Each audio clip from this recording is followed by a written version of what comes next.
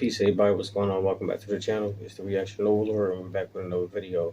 Okay, so how to survive a zombie apocalypse. You ever wonder, would you survive in a situation like that? I've always had zombie genres is one of my favorite genres. As y'all can see from my background, I love horror. I love action and comics and everything too, but horror is one of my favorite subjects, and zombie movies and zombie comics and cartoons, all zombie iterations, is something that I'm into, and I would like to know. So I think we're gonna watch this video. It is from How to Survive from the YouTube channel, and of course, I give my final thoughts at the end.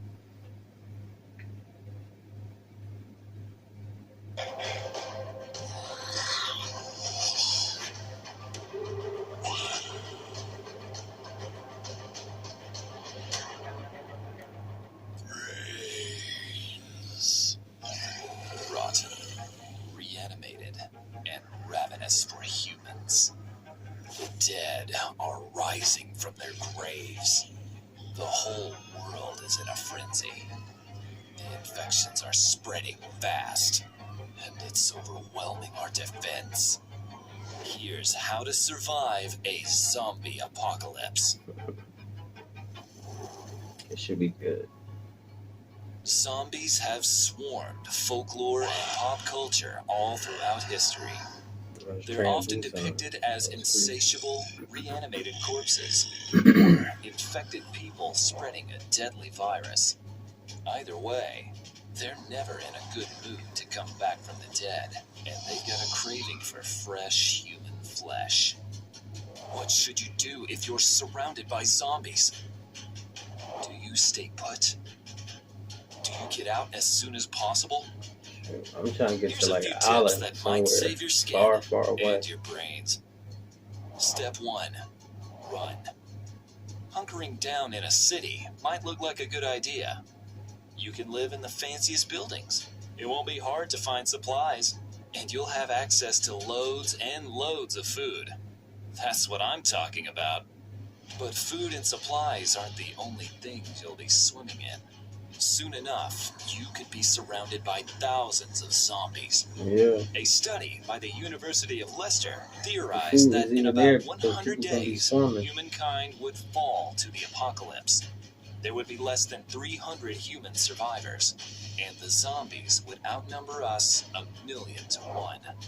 So get out of the city and as far away from populated areas as humanly possible. From what movies have told us, zombies are terrible swimmers. Finding refuge on a boat would be your safest bet to get away from zombies. And whatever you do, don't head straight to the gun store once the news breaks out.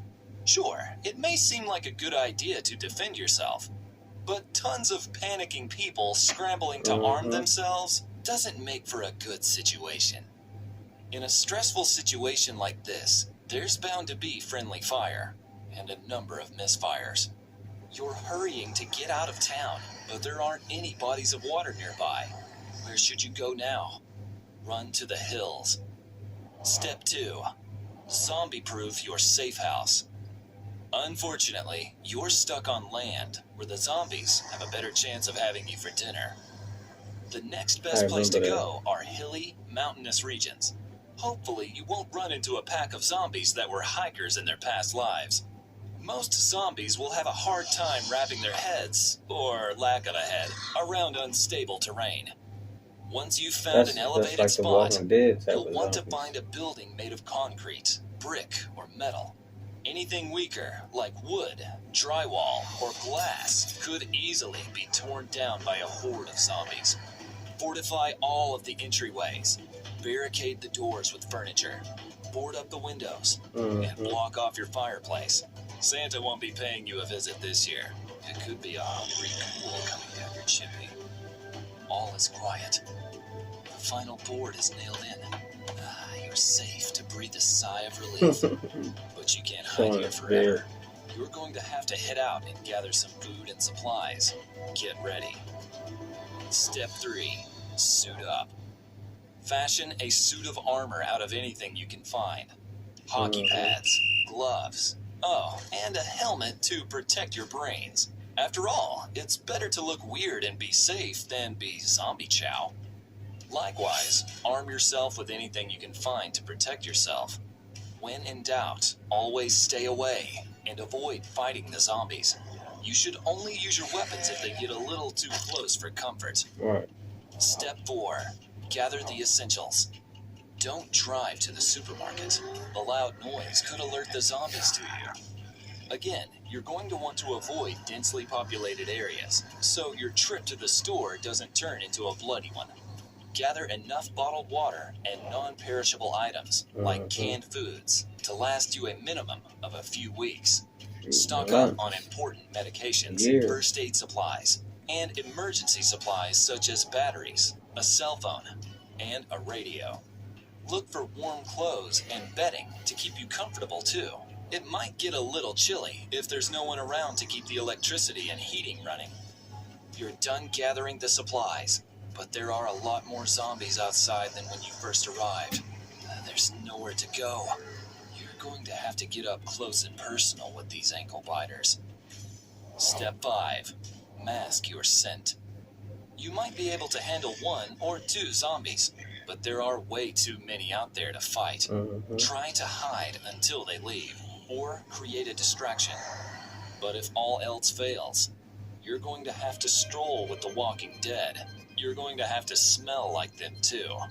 Camouflaging yourself in zombie flesh or guts could mask your smell from the zombies, letting you walk right past them. I think I'm gonna be sick.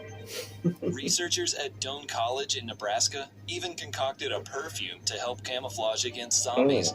They call it Ode to Death. How romantic. But that's crazy, because how would you know something like that would even work? Decomposing body produces Like that putrescine perfume. and cadaverine. The result, well, smells like rotting flesh. Maybe we could just arm ourselves with bottles of Ode to Death in a zombie apocalypse. You made it out bite-free. Now, let's wash off these zombie guts. While hordes of hungry zombies might seem far-fetched, there are lots of other things in the world that could eat us. Right. Yeah, some of that stuff common sense, and I've been saying stuff like that for a while now.